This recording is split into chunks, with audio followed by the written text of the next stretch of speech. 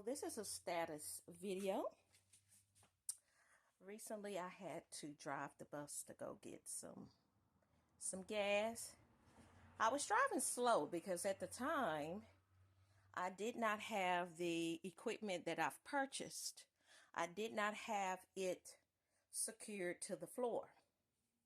So what I had my craftsman do is to go ahead and buy these, I forgot what you call these things, from Home Depot, so that we can go ahead and secure the equipment to the floor. The equipment fell over, and unfortunately I can't show it, but and this equipment is too heavy to move. This stuff fell all over. These things weigh probably a good 100 pounds. And I didn't think that driving that low of a speed, which was probably less than 20 miles an hour, I was driving very, very slow, that this equipment will fall all over. So I'm keeping my fingers crossed, hoping that nothing internally has been damaged. Otherwise, I'm going to have to buy another one. And these cost about $800 a piece. So I'm hoping that nothing has been damaged internally. And so I told him that I just needed to go ahead and get this stuff secured to the floor because I can't risk it falling over. Not only that, it fell over on my brand new concession windows.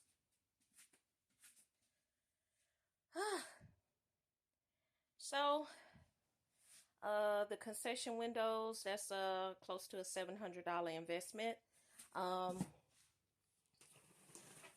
From the looks of it, they still look like they're in good shape. But like I stated, one of the fryers did fall over on it. One of the fryers did get scratched. It did get a little dent in it.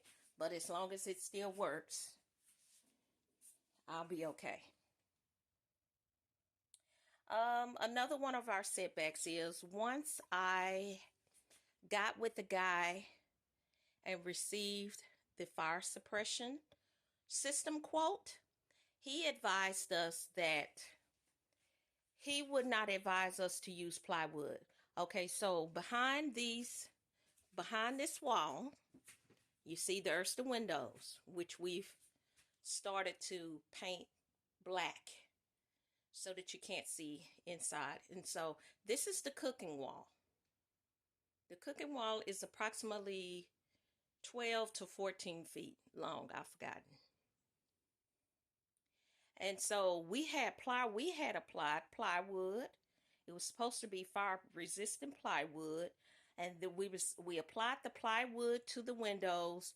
And then on top of the plywood was going to be the stainless steel, because that's a permitting guideline. You have to have the stainless steel on your cooking wall. So in order for us to do that, we had to cover the windows with something.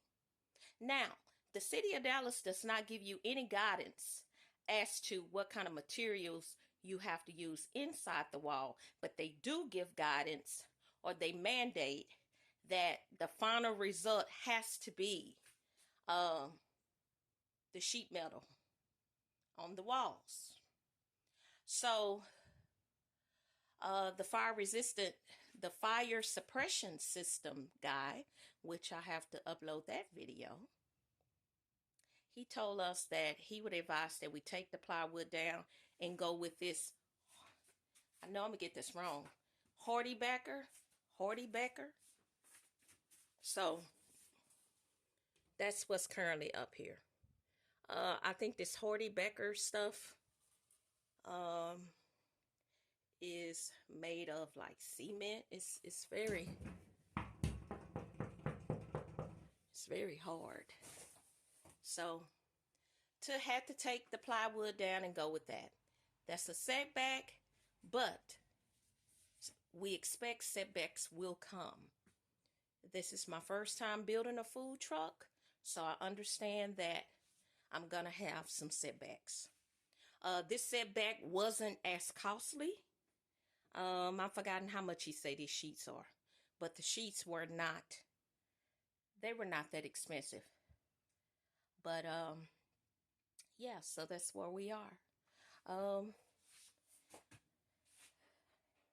We did clear out some of the debris, as you can see over there.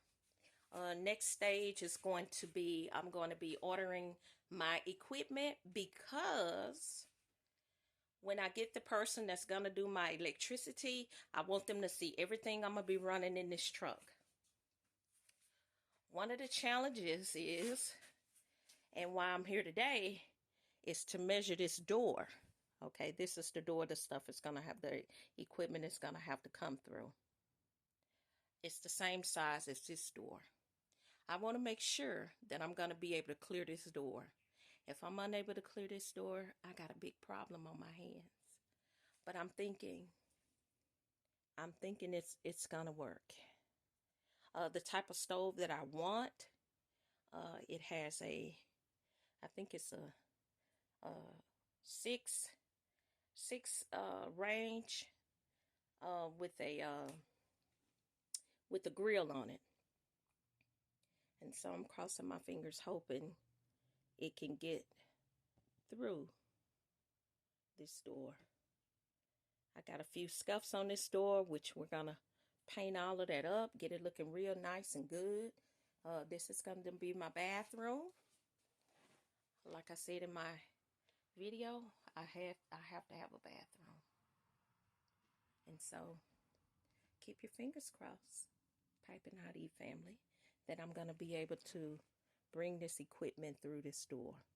If the stove that I want is too big, then I'm going to have to downsize and get a smaller stove.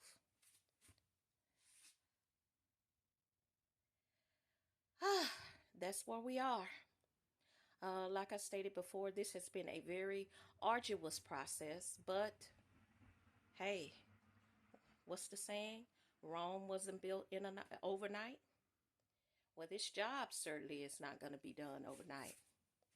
And people constantly ask me, what's going on with the truck? When the truck is going to be finished? This, that, and the third.